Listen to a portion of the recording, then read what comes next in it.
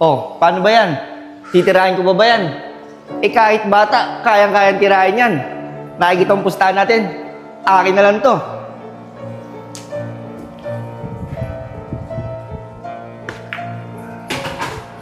Oh, paano ba? Sige, Diego. Maglaro muna tayo. Para makabawi naman ako sa'yo. Brahan naman. Aba, talagang wala kang kadala-dala. Tara, pagbibigyan kita. Tara. Paano, Diego? Sigurado ako, makakabawi ako ngayon sa'yo. Alam mo, Alin, napakayabang mo talaga. Hindi mo ba alam? Wala pang nakakatalo sa akin dito. Sige na, ilapag mo na yan. Sige. Gusto mo talaga malaman, ha? Ito. Aba, talagang napakatibay ng baraha mo. Meron pa kayang mas titibay pa dito. Oh, paano ba yan, Alin? Talo ka na naman. Wala ka talagang kadala-dala. Ilang beses na kitang pinagbigyan. Diego, baka pwede makautang sa'yo. Para makabawi mo lang ako sa'yo. Utang ka na naman. Sige na. Ang dami mo ng utang. Sige na, Diego. Utangin mo ko. Pero dahil makulit ka, pagbibigyan kita.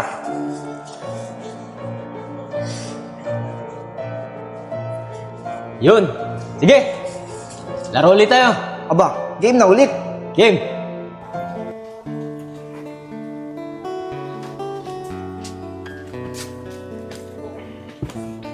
Oscar, Kuya Yayag, saan kayo galing?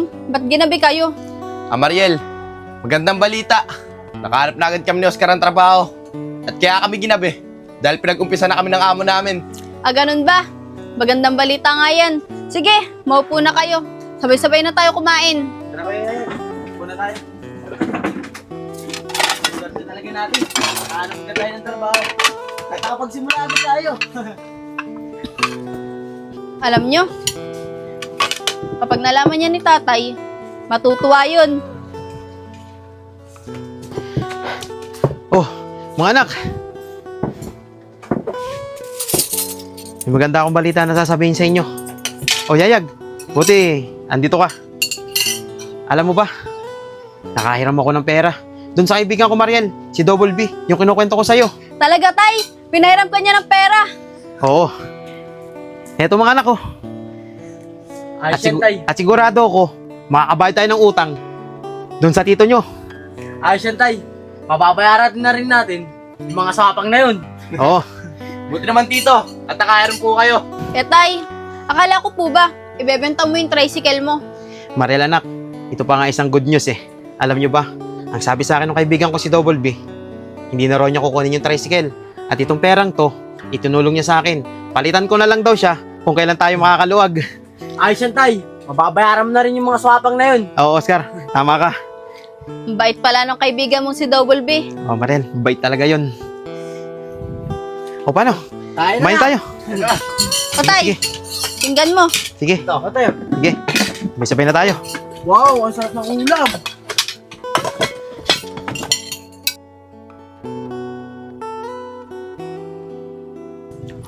Pero Joy, nakikita mo ba ito sapatos na to?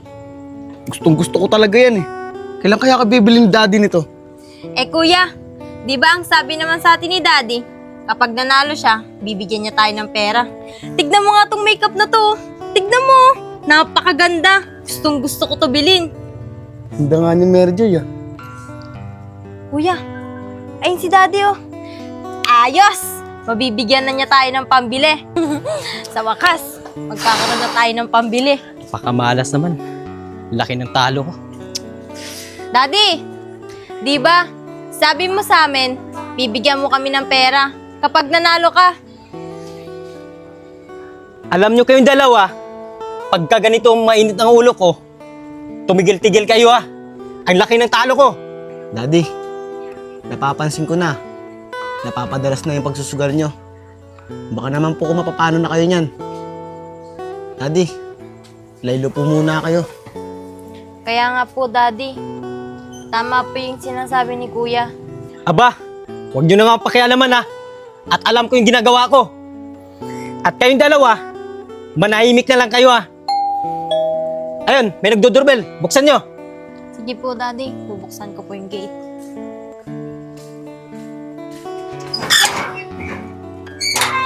Oh, tito, kayo po pala.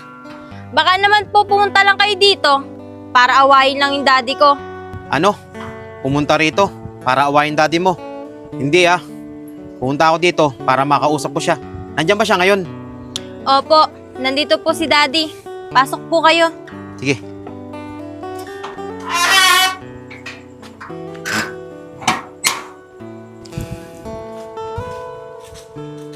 O kuya, ano naman ginagawa mo dito? Allen, pwede ba tayo mag-usap? Ang tayong dalawa lang. Sige, o mga anak, pumasok muna kayo sa loob. Hindi, Daddy. Hindi ka namin iiwanan dito.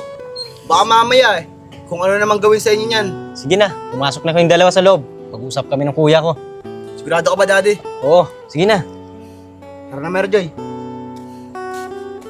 O kuya, tara, upo muna tayo.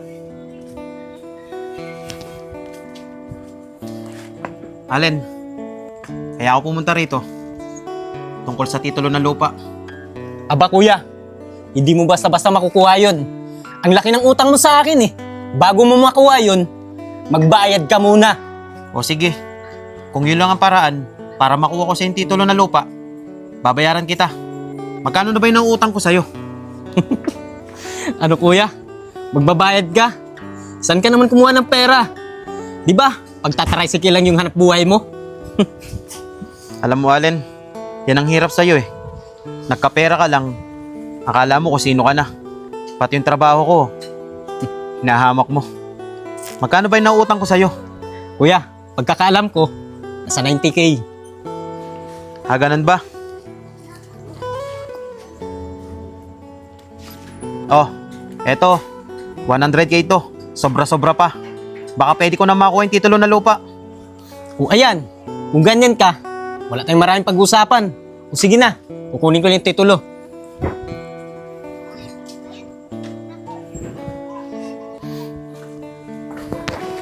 O kuya, ito na yung titulo.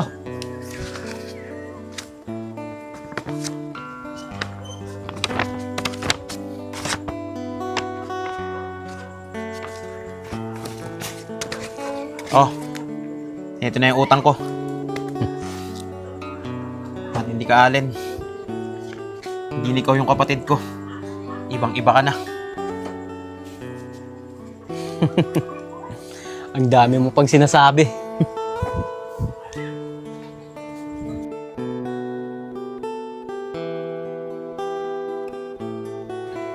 Oscar, buti na lang, no? Nakahiram si tatay ng pera sa kaibigan niya. At alam mo ba, nakita ko siya kahapon. Naawa ko sa kanya. Iniisip niya, paano makakabayad ng utang kay Tito Allen. Buti na lang talaga, nakahiram siya ng pera. Kaya nga ate, buti na lang talaga. Napakabait ng kaibigan ni tatay. Di ba?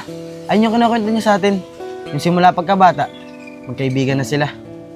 Alam mo, nung sinabi ni tatay na ibebenta na niya yung tricycle niya, para siyang iiyak. Sa tingin ko, pinigilan lang niya kasi ayaw niya ipakita sa akin. Kaya nga ate, buti na lang talaga. Hindi niya nabenta yung tricycle niya. Dahil ayun na nga lang yung napundar niya nung nagtatrabaho pa siya. Alam mo, hindi sana tayo magkakautang-utang kay Tito Allen kundi dahil diyan kay nanay. Ang laki na nagastos si tatay para lang makapag-abroad siya. Tapos, sasama lang pala siya sa ibang lalaki. Kaya nga ate, wala talagang kwenta yung nanay natin na yun. Kalahin mo, hindi siya naawa sa atin. Lalong-lalo na kay tatay. Si tatay pa naman nagsakripisyo sa kanya. Pero ate, kung babalik pa ba dito si nanay, tatanggapin pa ba natin siya? Naku, Oscar, wag mo na itanong sa akin yung bagay na yan. Kung babalik siya dito, ako mismo ang kakaladkad sa kanya. Paalis dito! Ate, parehas pala tayo. Dahil hindi pa siya nakakatungtong sa pinto, ibabato ko na agad yung mga gamit niya. Mga anak, mamamasada na ako ng tricycle. Pero alam nyo ba, masayang masaya ako. Dahil yung tricycle natin, hindi na nabenta. At alam nyo, napakabait talaga nung kaibigan ko si Double B. Pero teka Oscar anak, sabi sa akin nung ate mo kagabi, may trabaho ka na daw. Ba't hindi ka ata pumasok ngayon? Opo tay, may trabaho na po ako. Eh di pa po, linggo ngayon, kaya hindi po kami pumasok. Oo nga no, linggo nga ngayon. Sensya ka na, medyo makakalimutin na si tatay eh. Buti na lang tayo, no? nakabayad na tayo ng utang sa kanila. At yung dalawang pinsan namin, di na kami susumbatan magkapatid kapag makakasalubong namin sila. Pero tay, nakuha mo na po ba yung titulo ng lupa sa kanila? Oo mga anak, nabayaran ko na yung tito nyo. Bago ko siya bayaran, pinakuha ko muna sa kanya yung titulo ng lupa natin. At alam nyo ba, yung nauutang pala natin sa kanila, mahigit 90,000. Yung dala kong pera kagabi, 100,000 yun. Ibinayad ko na sa kanila lahat para naman wala masabi sa atin. O paano? Mamamasada na akong tricycle ha. Sige po tay, mag-ingat ka po. Sige, Ingat ka po tay. kayo nang bahala dyan sa bahay. Sige tay. Ate, ayos. Mabuti na lang. Sa atin na yung titulo ng lupa. Kaya nga eh. Walang masasabi yung mga pinsan natin. Ano mga anak, dyan na kayo ha. Sige tay.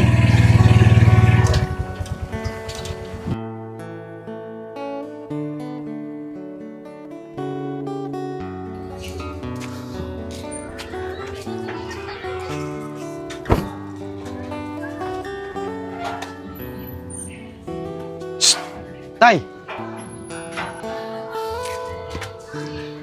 Halika nga dito. Ikaw ang tigas ng ulo mo eh, no? Ang ginagawa mo rito? Di ba sinabihan na kita? Natatawagan kita bago ako pumunta rito? Di ba hindi ka nakikinig sa akin? Tay, miss lang naman po kita eh. Kaya ako po binisita kayo dito. Masama po ba yun? Yayag naman, oh. Anak, kung ano yung nararamdaman mo, nararamdaman ko rin. Kaya lang, alam mo naman yung sitwasyon ko ngayon, di ba? Hindi ka tanggap ng pangalawang asawa ko.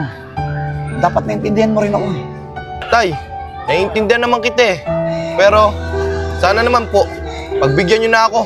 Makakasama ko po kayo sa sandaling oras lang. Alam mo ikaw, ang tigas talaga ng ulo mo eh, no? Ano ba talaga kailangan mo? Pera? O ito, bibigyan ito. Magkano ba kailangan ko? Sa'yo na lahat yan. Susunod, pag pupunta ka dito, tatawag ka muna. Hindi yung basta-basta ka. Oh. Ano ba inaantay mo? Kunin mo na. Isa mo, baka dumating pa yung asawa ko. Magalit pa sa akin. Tumawag ka ha. Susunod na pupunta ka dito.